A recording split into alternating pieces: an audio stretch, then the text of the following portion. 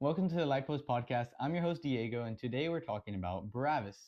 So, who is Barabbas and why should we talk about him? Well, he appears in the Bible in 9 separate verses. And throughout these 9 verses, they're written by different authors, so they're saying about the same thing.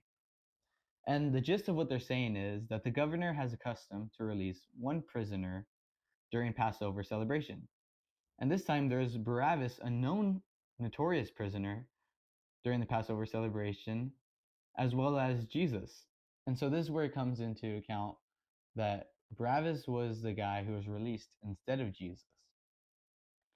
And so Pilate's wife had a terrible dream in which she asked that they leave that innocent man alone, referring to Jesus. And so the leading priests and elders persuaded the crowd to have Barabbas released instead of Jesus and have Jesus put to death. So Pilate demanded, "What crime has he committed?" But the mob just roared louder, "Crucify him." It also tells us that Barabbas was a revolutionary against Rome and had murdered. As well as it tells us that Pilate said that he found nothing wrong with this man, and Pilate had him sent to Herod because he had been under Herod's jurisdiction in Galilee. Jesus would not speak to Herod, so they mocked him and sent him right back to Pilate. That day, Pilate and Herod became friends. And Jesus was accused of being a leader of a revolt. But Pilate found him innocent, and so did Herod. And so they said, "So I will have him flogged and release him." But the crowd wanted Jesus to be killed. And so Pilate argued and wanted to release Jesus. 3 times he demanded, "Why?"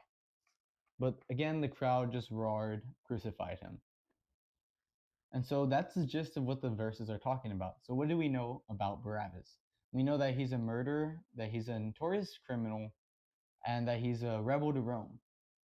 And so, what do we know about Jesus? Thus far in the Bible, it tells us so many great things about Jesus.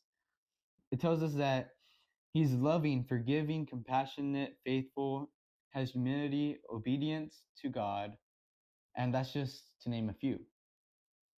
And so, I once heard a story from a pastor, and it really stuck with me. So, I want to tell you that story. And there's this character who interrupts the storyline, and his name is Barabbas.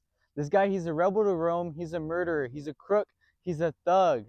This guy deserves the chains and he deserves the crucifixion. And on the other hand, we have Jesus. What has he done but save, deliver, set people free, open blind eyes, open deaf ears?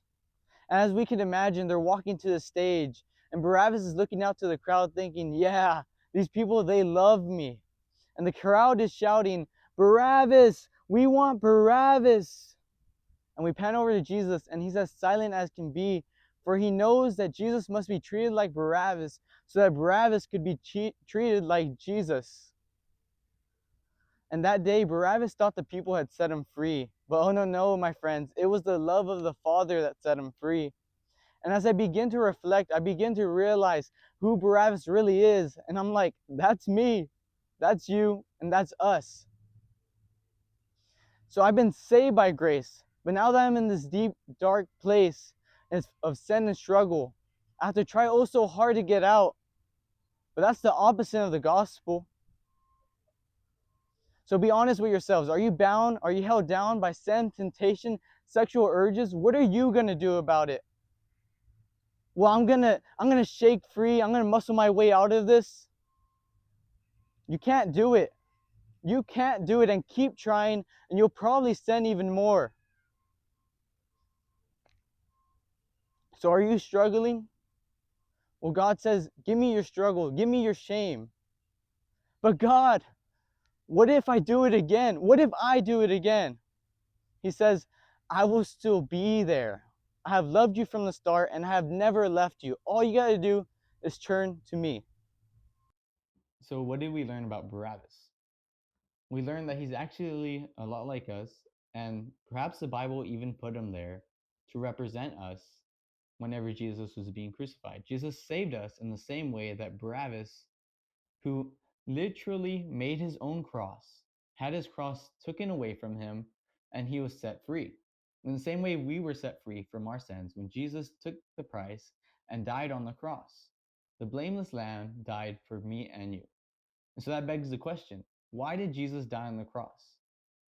Well, of course, he loved us, but did he die on the cross so that you can continue living the life of a Barabbas? Or so that you can live a life that reflects his own? Well, we should love to live like Jesus, and that's what the Bible tells us time and time again. And so, I know it's going to be hard to live a life like his.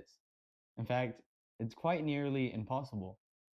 But it's not out of our own strength that we can do this, but it's out of the strength that he gives us. And so, it's for my love for Christ that I'm able to live a life that honors him. Anyway, with that, I'm going to end, and I hope you'll have a blessed day.